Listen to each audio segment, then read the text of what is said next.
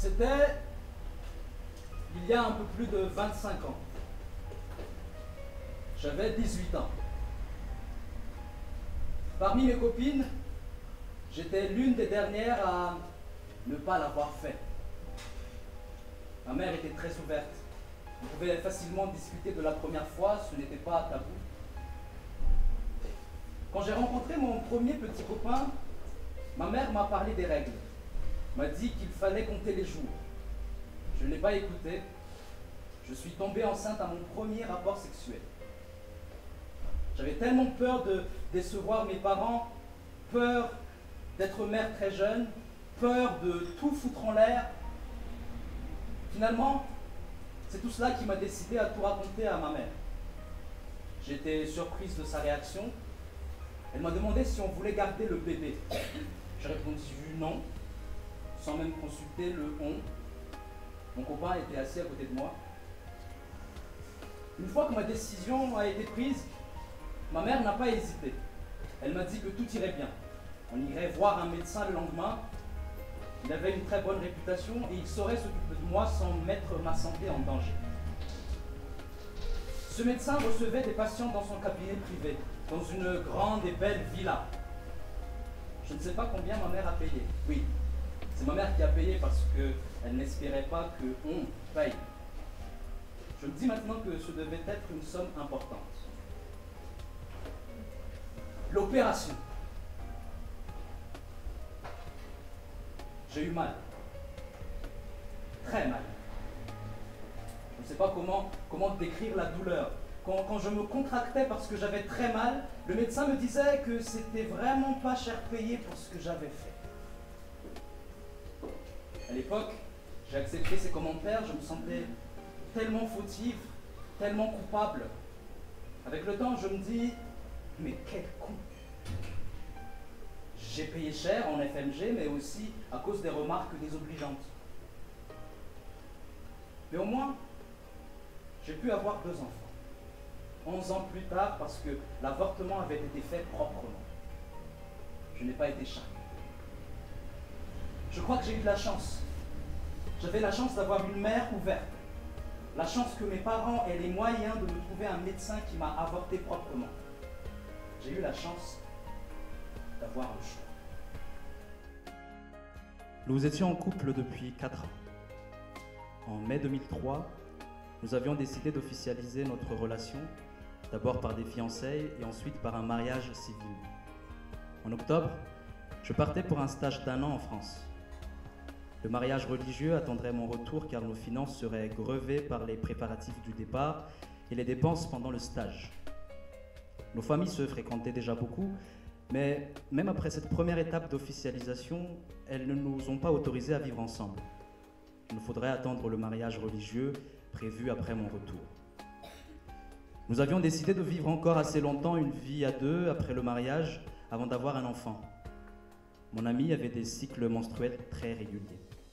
Pendant nos 4 années en couple, on s'était référé au calendrier pour identifier les périodes à risque de grossesse. Lors de ces périodes, on choisissait comme moyen de contraception l'abstinence ou le retrait avant l'éjaculation et cela avait bien marché jusque-là. Environ 2 mois avant mon départ, elle m'annonça qu'elle avait un retard de règles de 2 jours.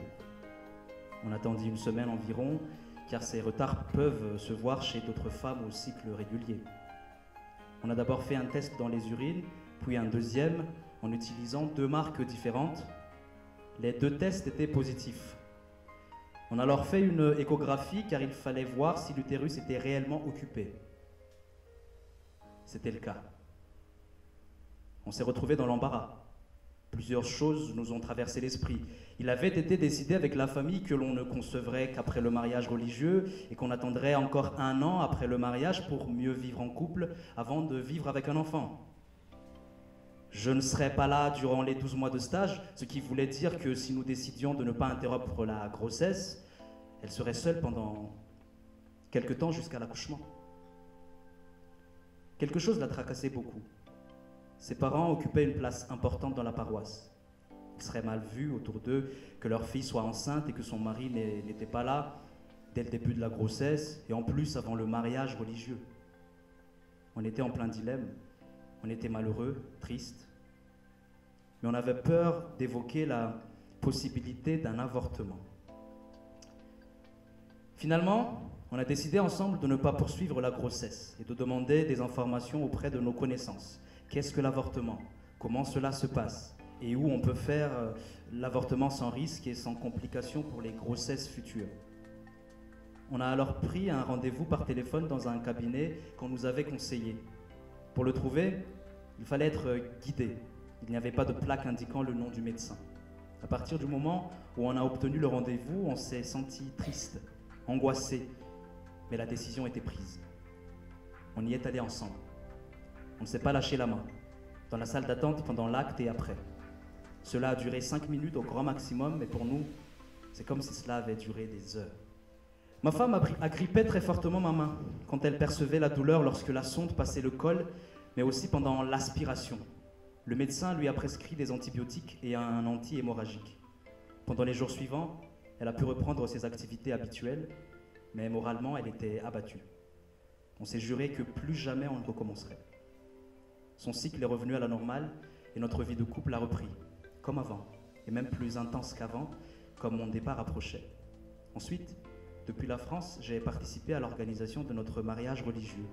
Je suis rentré et on s'est enfin mariés. L'avortement de ma femme s'est bien passé, mais ce moment très difficile a laissé une cicatrice sensible dans notre couple. On s'est dit que plus jamais on ne voudrait revivre cela.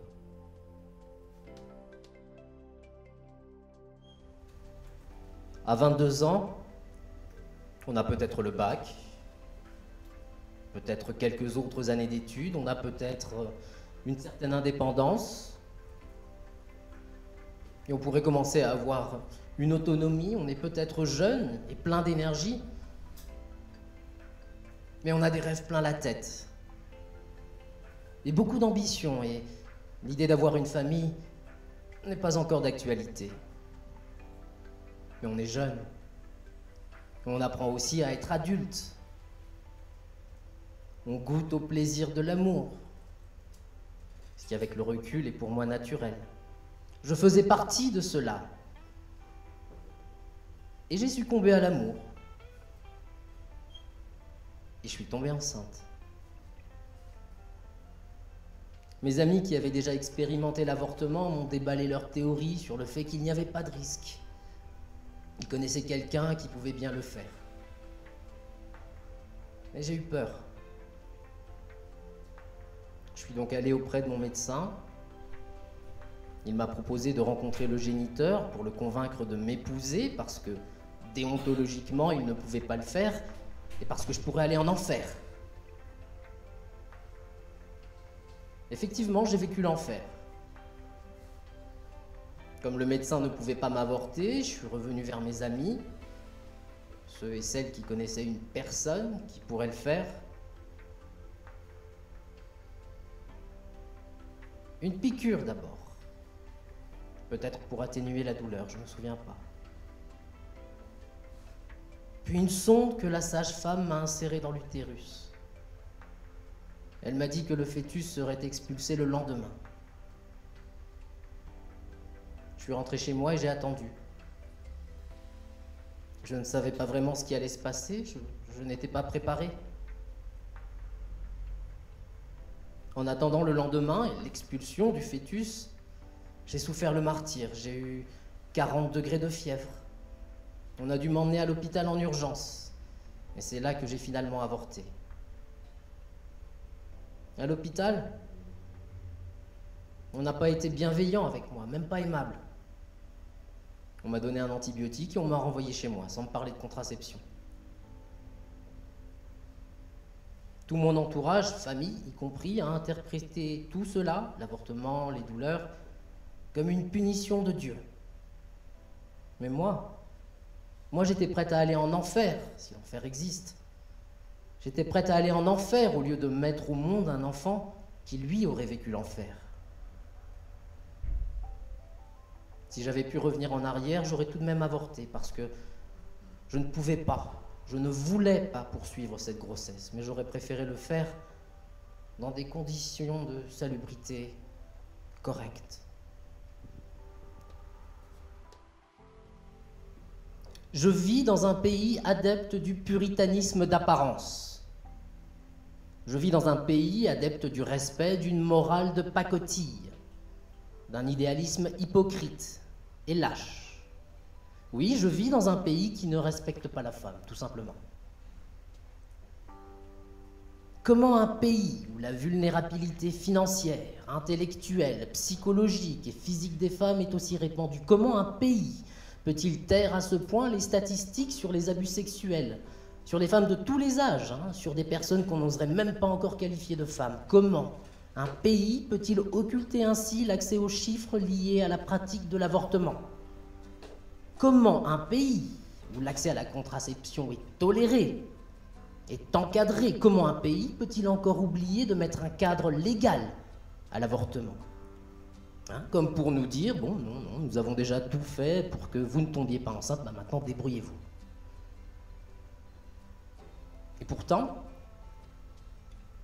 j'ai l'impression qu'il est plus facile à Madagascar de trouver des médecins pour pratiquer un avortement que de trouver de l'argent pour se faire avorter de la manière la plus confortable possible.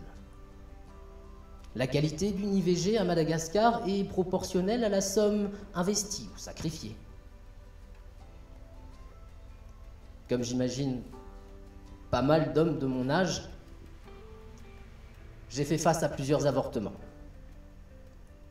médicamenteux et chirurgicaux. Certains se sont passés de manière normale. Un adjectif certainement mal choisi puisque nous ne l'aurons pas, légalisation de l'avortement ou pas. Cela reste un traumatisme à vivre pour les deux sexes. D'autres avortements ont été plus compliqués. Ces numéros de téléphone occultes que l'on se passe, des interventions faites dans des endroits insalubres, loin de la civilisation pour renforcer ce sentiment d'insécurité et de vulnérabilité. Un encadrement permettrait juste un plus grand confort dans cet acte, qui est un dernier recours et qui doit le rester. Notre société fait que nous ne laisserons jamais les femmes jouir de la même liberté que les hommes. Voyez, une adolescente qui annonce à sa famille qu'elle veut garder un enfant. Eh bien, nous la jouons. Voyez maintenant cette même adolescente qui annonce à sa famille qu'elle veut se faire avorter. Eh bien, nous la jugerons. Alors où se trouve le choix du moindre mal?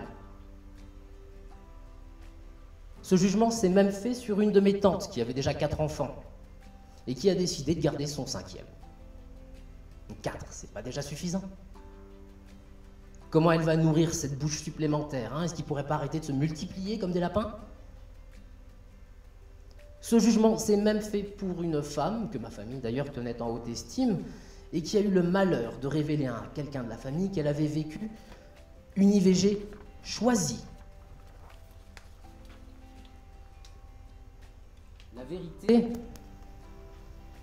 La vérité est que la société actuelle est une des plus voyeuristes et forcément une des plus porteuses de jugement, surtout quand il s'agit de la vie de couple. Même ma mère et ma sœur ont déjà vécu un avortement, alors que je n'ai jamais eu le courage, ni la volonté, de leur révéler que j'ai déjà vécu cela avec tel ou tel partenaire. Tout le monde se donne cette image propre en oubliant ce fossé entre la perfection des idéaux et la cruauté de la réalité. Parler de l'avortement, c'est pourtant déjà un moyen pour désamorcer le tabou, pour examiner toutes les possibilités avant de s'aventurer au péril de sa santé. Mais le problème est que nous n'en parlons jamais.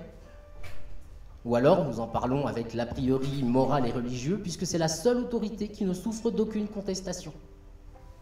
Le code de la route même est sujet à des interprétations qui diffèrent selon les conducteurs, alors qu'un précepte religieux et moral, immuable.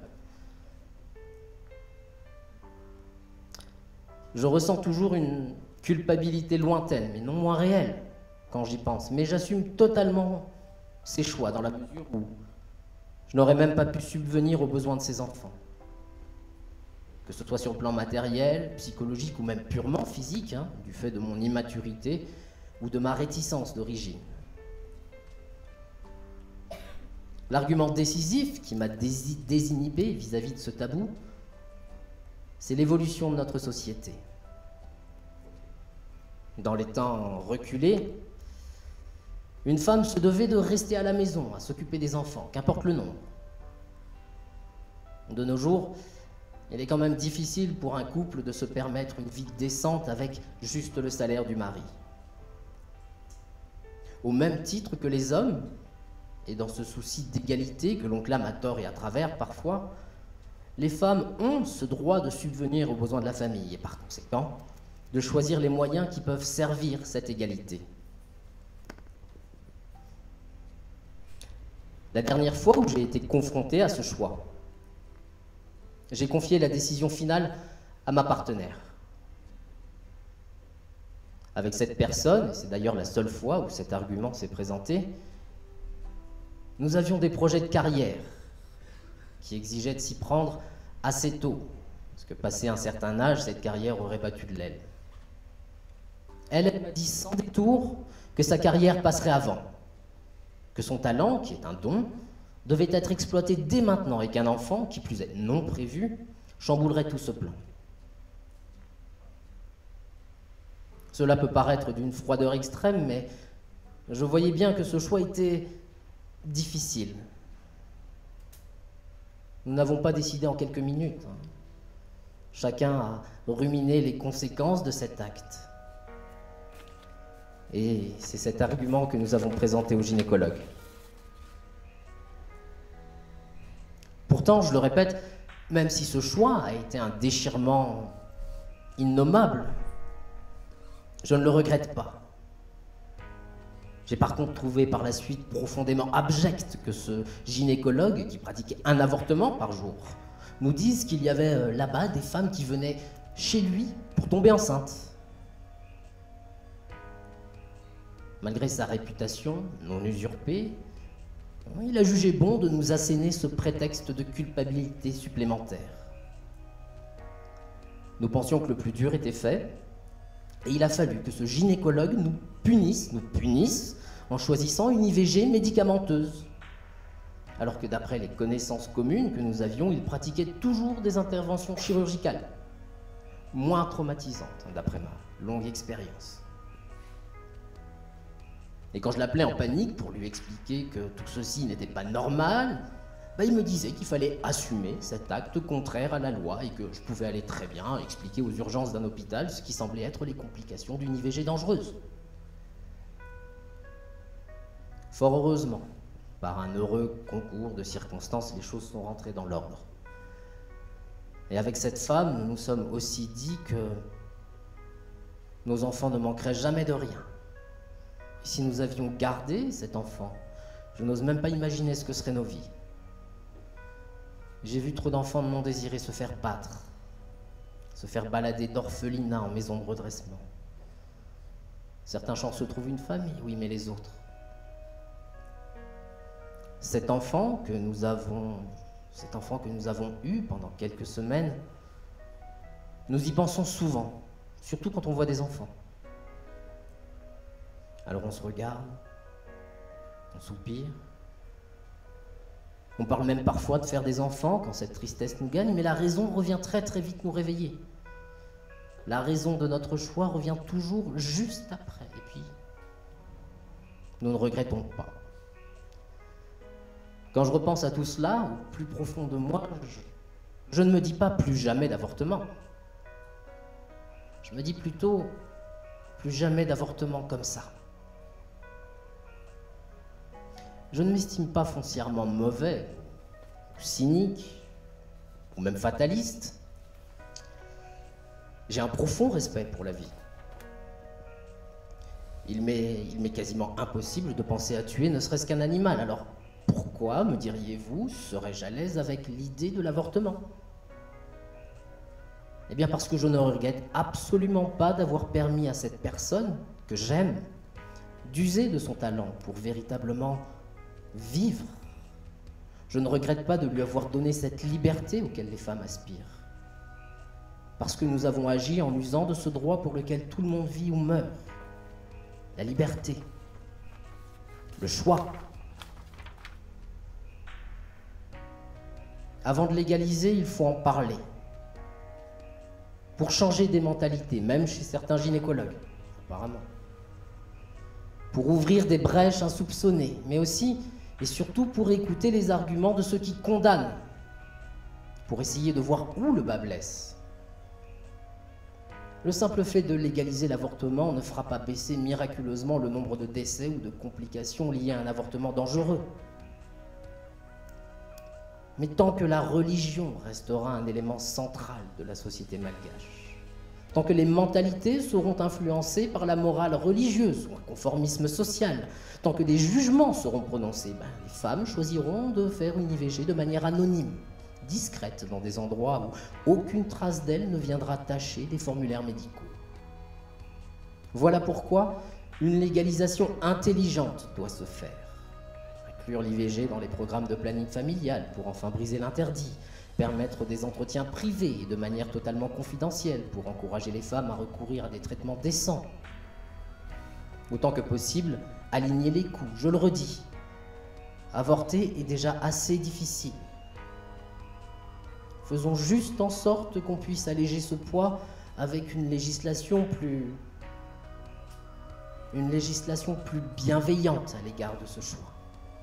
Sachons faire preuve de compassion, d'empathie, pour mieux comprendre ce qui peut paraître inacceptable tant que nous n'y sommes pas confrontés. Il se peut qu'un jour, à la croisée des chemins, nous soyons face à des choix qui chambouleront d'une manière ou d'une autre notre vie.